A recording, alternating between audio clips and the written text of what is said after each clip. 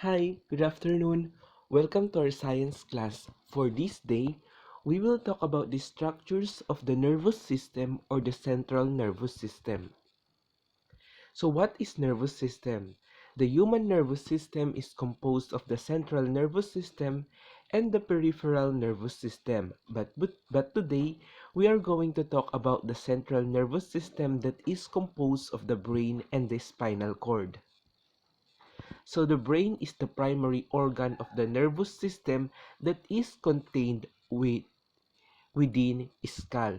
So ang primary na organ daw ng nervous system ay yung brain. So yan ang pinaka-center ng nervous system. It makes us conscious, emotional, and capable of thinking. It is also the control center for movement, sleep, hunger, thirst, and other activities for survival. So, ang ating utak din ay ay ang dahilan kung bakit tayo conscious, nagiging emotional. So, ang brain natin ang responsible kung bakit tayo nagkakaroon ng iba't ibang emotions, masaya, malungkot, at kung bakit tayo nakakapag-react.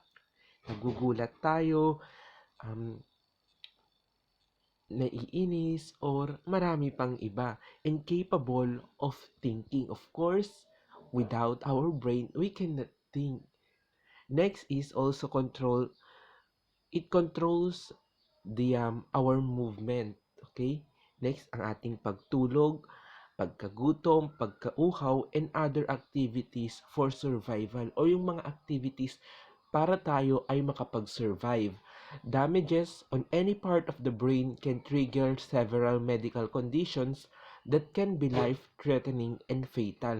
So kapag yung mga damages daw sa brain natin ay can trigger several medical conditions dahil ang katawan natin ay connected sa ating brain. So kung magkaroon ng damage ang ating brain, maaring ang katawan natin ay magkaroon din ng damage.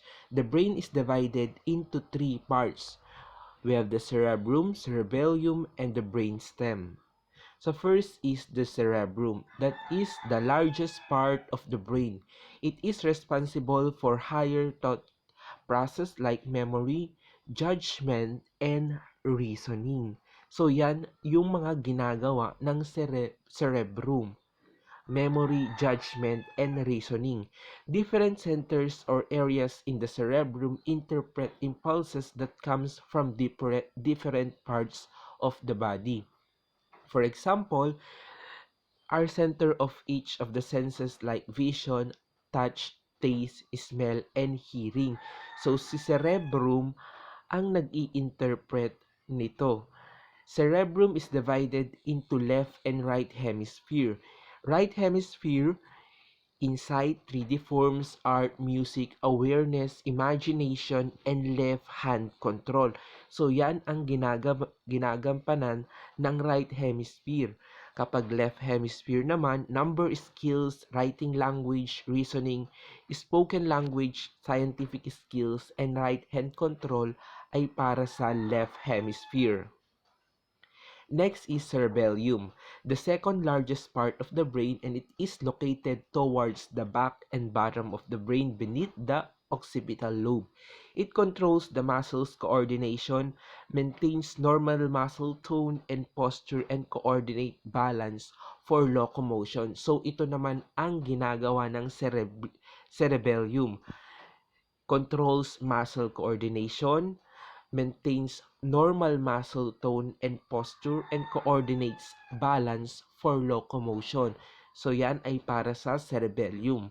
All motor activities such as walking, running, and dancing depends on the cerebellum, and without cerebellum, we will not be able to maintain our balance. So kapag balance ng katawan natin ang tinutukoy, ang nagko-control dyan ay ang cerebellum. Next is the brainstem. It is the part of the brain that connects with the spinal cord. So, ang brainstem, siya yung nakakonect sa spinal cord. It also controls involuntary activities like digestion, heartbeat, breathing, and other body will have problems doing or executing those activities without brainstem. So the brainstem also has three parts. We have the midbrain, the pons, and the medulla oblongata.